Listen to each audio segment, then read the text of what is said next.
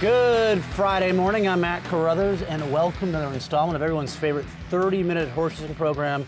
It's time for Blinkers Off. Although, maybe not 30 minutes today, the abbreviated edition of Blinkers Off. And the thing that I love about racing is other sports, Miami Heat, they win last night, NBA's done with.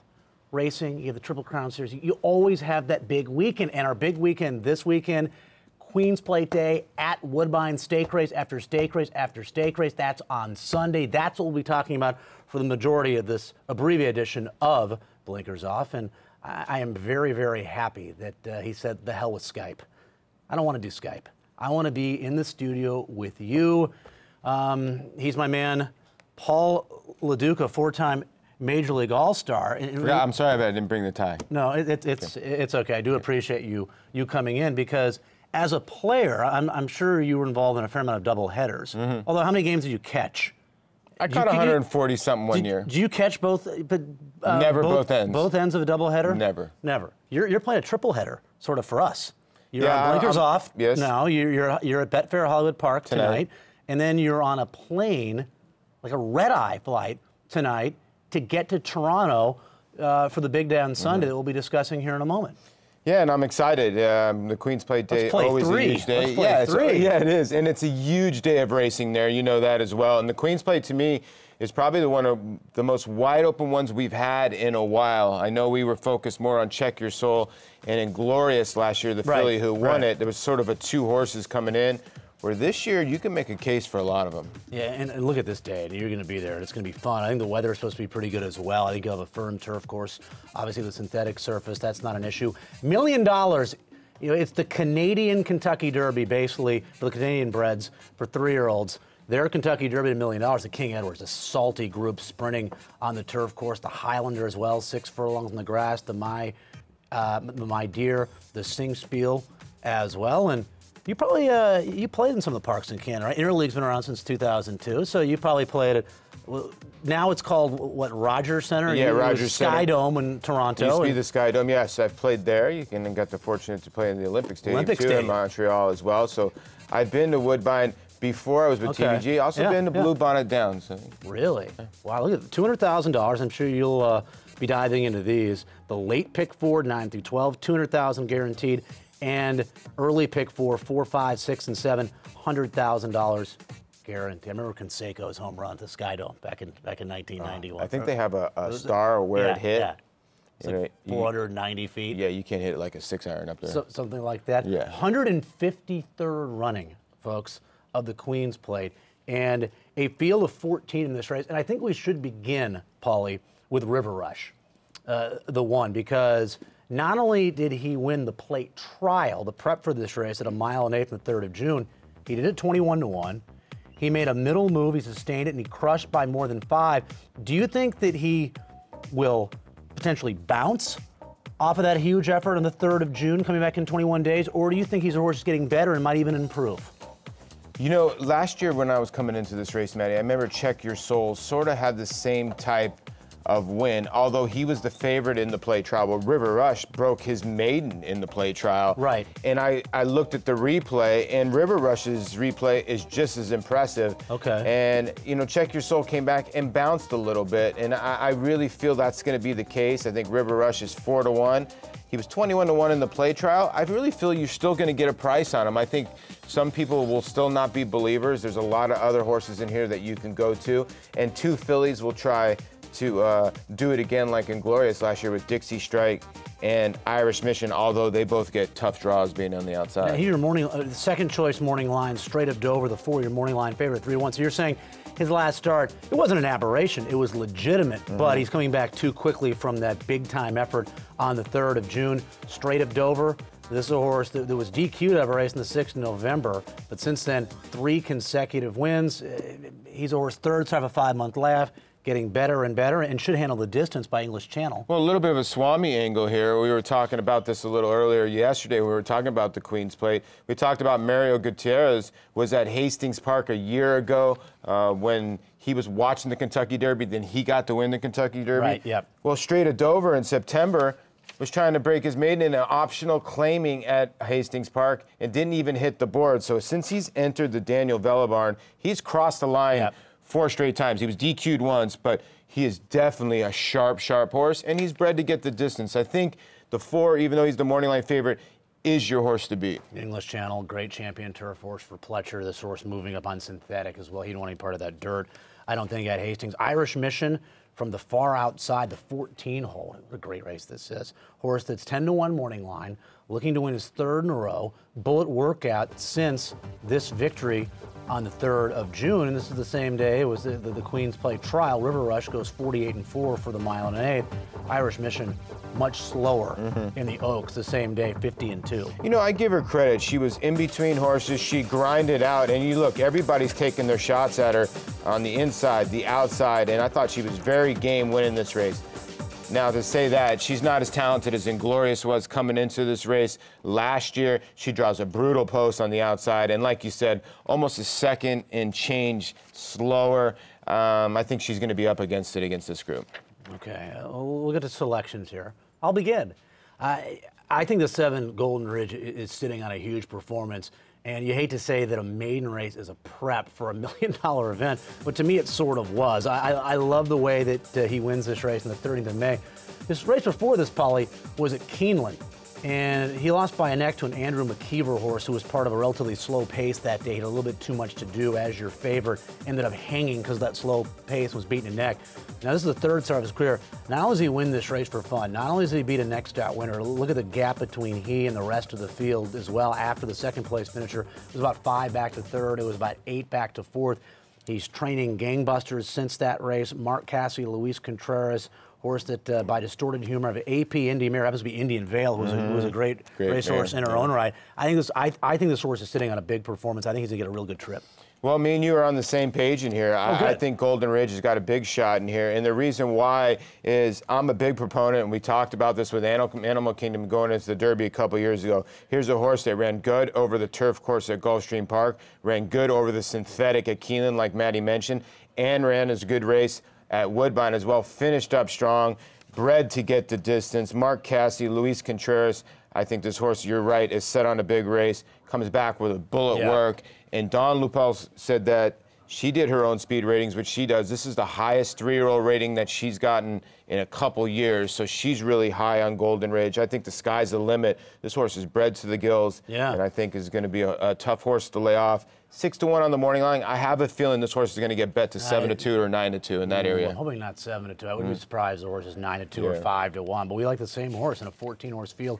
Great addition to the $1 million Queen's Plate. Not sure if the Queen is going to be there. She's been there in past years. Not sure if she's going to be in attendance Sunday. King Edwards, grade 2, presented by TVG. Mile on the grass, and this race a field of 7 going postward in this race. And your favorites, as the folks at home can see, the 5 Hollinger and the 6-horse Trend.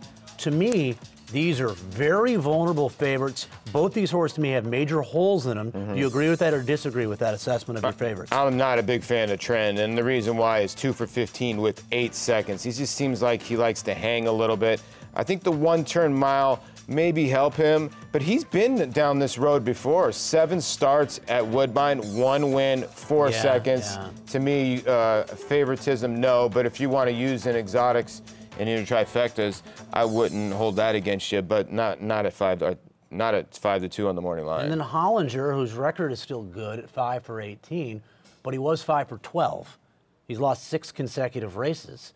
I don't know. He's another horse that I think that we can beat, or you disagree with me on this one? I just thought there were a lot of horses in here that are sort of stretching when they're going to the 1-turn mile. The one, Stormy Lord, to me, is going to be the horse to cash, and I almost went with him as well. But I landed on the outside horse in here, Ho Thursel, and the reason why, here was a horse that started off as a turf horse and lost a data link first time out. We know how good data link has become. Come back, win but won a huge race at Keeneland.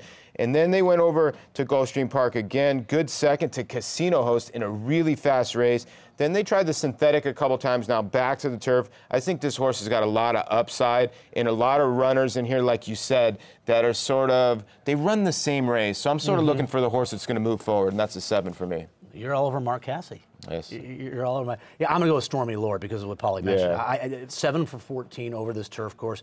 I don't know what happened in that grade 2 at 7 furlongs, but going from the 11 hole to the rail and stretching out to a mile with no pace in this race, I think Stormy Lord goes. And every once in a while, this horse runs a big race. And he beat Hollander, who's your morning line favorite. Did it basically, made a middle move, got the lead, and won that race. He's going to be in front. He's been training well since. So I'll go with Stormy Lord, 8-1. Enough people will see this horse as a lone F. They'll get bet a little bit, and the favorites are vulnerable. So if I can squeeze out 6-1 on Stormy Lord, I think I'd be happy. Could it be lower than that, even maybe a 5-1 shot? The Highlander, 6 furlongs on the turf. And again, it's been hot on the East Coast, so much so they even run racing in New York on Thursday. I think it's going to be warm where you're going north of the border, Paulie, but I think it's going to be fairly dry for the most part. In the Highlander, I'm going to begin with Fiddler's Patriot, because Fiddler's Patriot was my best bet on the Queen's Play card last year, and I believe was either 12 or 15-1 morning line, and opened up at 9-5. I couldn't believe it here, and ended up still going off as your favorite at 5-2, and lost by an inch to Signature Red, who has not won a race since. Fiddler's Patriot comes in this race off a nice prep, doesn't he, at Pimlico on the 18th of May. Well, George Weaver, this is his kind of horse. He's really good turf sprint trainer. Fiddler's Patriot is 6 for 13 lifetime, 4 for 8 over the turf course, and has run here at Woodbine, like you said, really tough beat in the Highlander last year. It really had the worst of all the trips, and Signature Red did beat him. Signature Red hasn't been the same horse since then, where, like you said, Fiddler's Patriot coming off some good prep races. The morning line favorite is Gypsy Ring, who I thought was going to be tough to get around. I mean, you look at a couple of his races in the Play King and then in the Arctic. In the Arctic, he loses a race by a neck to Regally Ready, who caught a flyer that day and then ended up galloping in the Breeders' Cup Turf Sprint. I thought Gypsy Ring ran good. And you know what's interesting to me, Matt? If you look at Gypsy Ring, they started his campaign last year in June. Same time where he was laid up was in November. It was November 5th of 2010, November 19th. They started earlier on him, and look how sharp he's been. Back-to-back wins over the synthetic, both stake races, and I think he's going to be set up perfectly. This was a game effort last year, you know, and then he ran against, in the Play King, he lost to Havelock. Havelock's going to be in the race we just saw before. I'm a little surprised Havelock's going a mile instead of 6 furlongs, because Havelock might have been the favorite in here. But I just couldn't get around Gypsy Ring. I think he's going to be ultra tough. 16 for 24 in the exacta. And Essence Hitman. I don't know if there's a faster horse right now around than Essence Hitman. And gate to wire, back to back to back. This horse is on turf. He hasn't run all that well. Was 7th, beaten only 3 lengths. Was your pace setter in this race a year ago. He's a better horse right now than he was in this race last year. Speed always dangerous, and he has some very good speed. And he's probably going to maybe open up in this race. Before we go to break, I'll give out my selections. You can see there, Smoky Fire. I know the horse who hasn't raced in 20 months. I need a price. This horse has fired off an 8-month laugh, long laugh, not as long as this one. This horse is training great for Citadard, likes this course, is 1/2 his starts. If he's ready, that's a big if. I think he's going to put forth a real good performance. I know he's run well fresh, and I know he's training well. That's enough for me to take a shot at 15-1 with Eurico da Silva. And Citadard, not an aggressive type of guy. So if this horse is in this race, this horse is ready to go. And like you said, likes this turf course. 6 starts, 2 wins, 3 seconds. Yeah, with 20-month layoffs, you need to get a price, and definitely going to get one, I think, with Smoky Fire. We are going to take a commercial timeout, and when we come back, more great international racing from Royal Ascot. The Queen's Voss is coming up, and speaking of the Queen, there she is, Her Majesty, owner of Estimate the 12 in the upcoming Queen's Voss from Royal Ascot. We'll take a break here on Blinkers Off. We'll wrap things up with Paulie and more great, outstanding racing. Day 4 from Royal Ascot.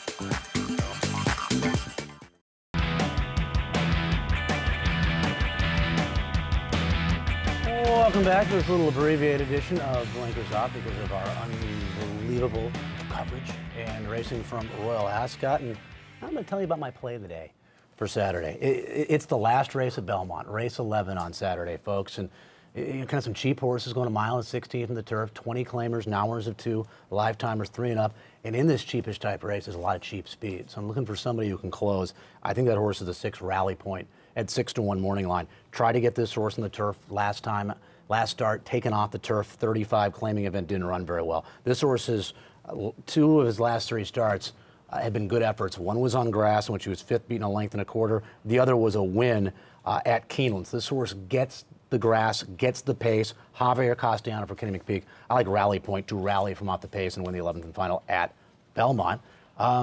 Also, huge race at Belmont. It's the Grade 1 Mother Goose $300,000 event in this race. And this race brought to you by our good friends at Horse Racing Fantasy.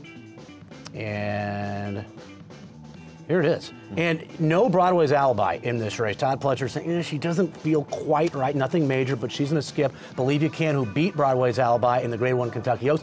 Not your morning line favorite in this race. It's contested for Bob Baffert. She's won 4 in a row. She's won at Belmont. She could be controlling pace. And Javier Castellano for Baffert. I think Disposable Pleasure is an interesting horse in this race.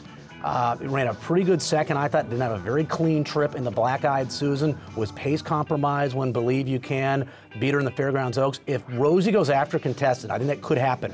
And you could have a throwdown early on. I think Disposable Pleasure is the off-the-pace price horse who could make some noise in this race and maybe ruin everything for your 2 favorites if they get involved in a slugfest early on.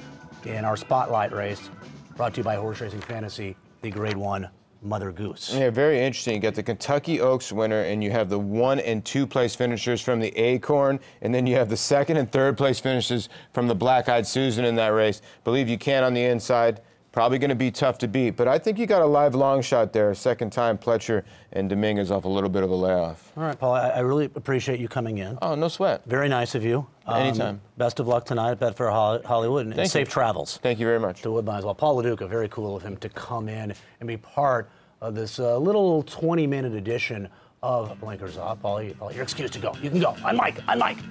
Myself and Mr. Pollock. I'll be seeing Mr. Pollock next week when I'm at Prairie Meadows next Friday and Saturday. He'll be there as well.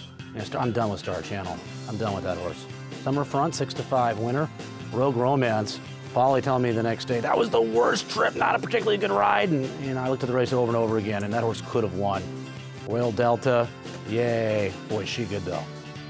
And launch and relaunch, a solid 5th for me. So the ROI, it's still ugly. Uh-oh. Minus 117. I'm not panicked, though. I'm not panicked. We're not in July. We're not in July. Probably a good thing for you in terms of selections that I will not be here next week because I will be in Altoona, Iowa. Rich Perloff will host the show. June 29th, same time, same channel.